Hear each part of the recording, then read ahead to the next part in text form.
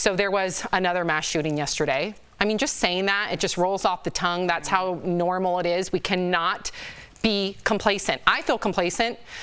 So this is around, and again, this is sad that I have to say this is around the 350th this year because we can't keep up with the statistics and the data. 3 people were killed and 2 others hurt when a gunman opened fire at a food court in a mall in Indiana. Police say the gunman was stopped by a 22-year-old Good Samaritan who was lawfully carrying a handgun. All right, so what do you think of a 22-year-old carrying a handgun? And in this case, let's give credit, was the good guy with the gun.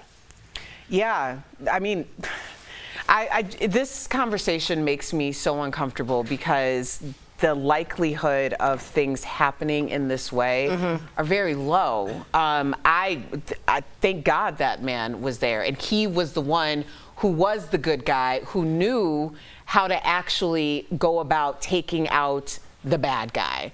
You know, I've talked about it, I've been through tactical training.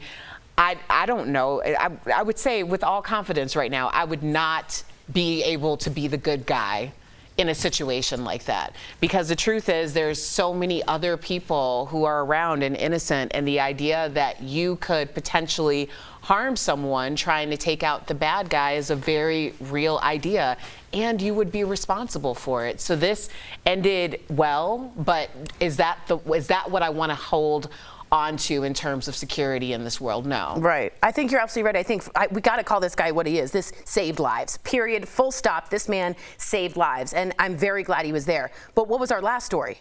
400 cops, all with guns, did nothing. So I just want us to not be like, good guys with guns always work.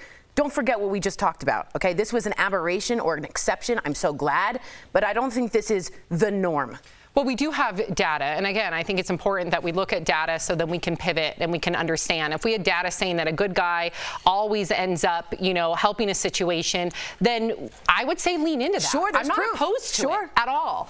I'm a member of Moms Demand Action, which is bipartisan. We have Republicans, we have Democrats, and we just want safe gun reform, safe gun laws. We're not trying to take away your guns. My household we own guns as well.